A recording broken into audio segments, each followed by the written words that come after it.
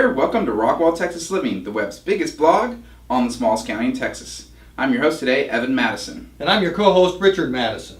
Well, as you can see, we have a little bit of format change. We're kind of upping our tech, and we also got into a new office space, so we've had a lot of months of transitions, and we're ready to bring you some real estate updates today. Right, and we're in March, or ending March, but we want to give you a little perspective on 2013 as it began. You can notice that in February we had 361 houses on the market, and also in February we had approximately 360 also.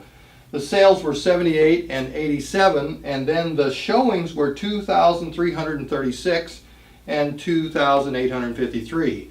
Now the interesting thing to note about this was in January of 2010 there were 42 sales, and in January of 2011 there were 44 sales. Wow. So when we began to look at this, we thought 2013 may be a different kind of a year. Yes, absolutely. So we wanted to give you that perspective as we move into March. Okay. So this is March, and we have 373 homes on the market. Now, the average amount of homes that we had in 2010 and 11 was about 550 homes. Wow. So here we are at 373 in 2013.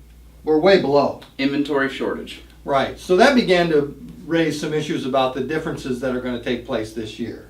So when we look at the sales for the month of March, we see that there were 85 sales, just matching almost 87 in February, and 97% sale to list value, or list to sale value, and then 90 days on the market was the average, which was dropping down from our hundreds that it's been in. Yes. And then when we look at the views, we find out it's 3,530.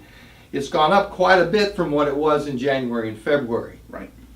And then we see the last thing, the months of inventory, is that we're down to 2 months of inventory. Yeah, 2, 1 month, 3 month, 5.4 month. And I know I say this a lot, but I want to say it again. 6 months is a balanced market. Yeah. So anything underneath that starts going into a seller's market. And some of these are extreme seller's markets. So that's happening, simple economics, supply and demand. Mm-hmm. So because there's less of a supply, there's going to be an increased demand, and prices will also start to go up too through the rest of this year, I think. Right, and we've seen that the number of showings are way up as people are trying to find the perfect house among a very small number of houses. Absolutely.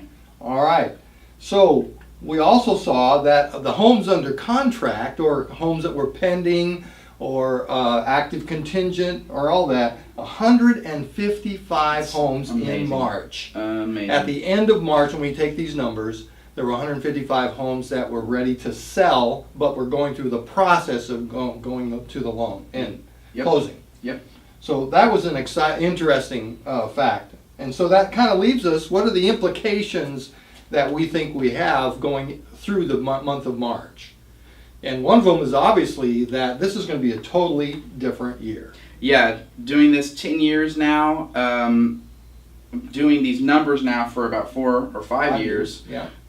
We've never seen anything like it in this marketplace. So it's going to be very hard and difficult for buyers, I think. Right. It's going to be great for sellers, which sellers haven't had that kind of Yeah. good news for a long time. Right. So it's going to be very interesting to see how the rest of the year plays out. Yeah, and then the other thing we wanted to see is just some thoughts and stories. And that is going out with buyers, it's become a real heavy task to find the home that they want. They still think there's lots on the market, Right. so they have a big choice. And when you tell them, we've seen everything that's in your price range, then they kind of get that blank stare like, I can't believe it. Right.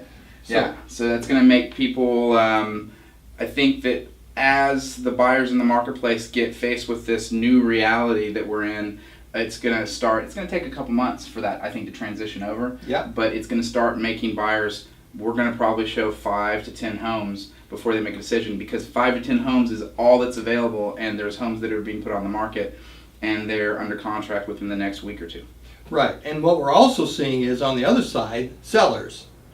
I've sold one recently, it was on the market for 4 days. Wow. So when we made the contract, so Yep. you got the 30 days till it closes, but it's still sellers are not aware of the difference yet, and they're starting to be amazed at what's happening. Right. And they're not ready for it because they weren't thinking about getting a new house yet. And that brings up a good point. They're going to become buyers, most of them. Yeah. So there's going to be that same challenge there. But also, I think we're going to have to be careful at shaping the expectations, because it's not like, oh, it's the seller's market, it's so amazing, let's ask $50,000 more for our house.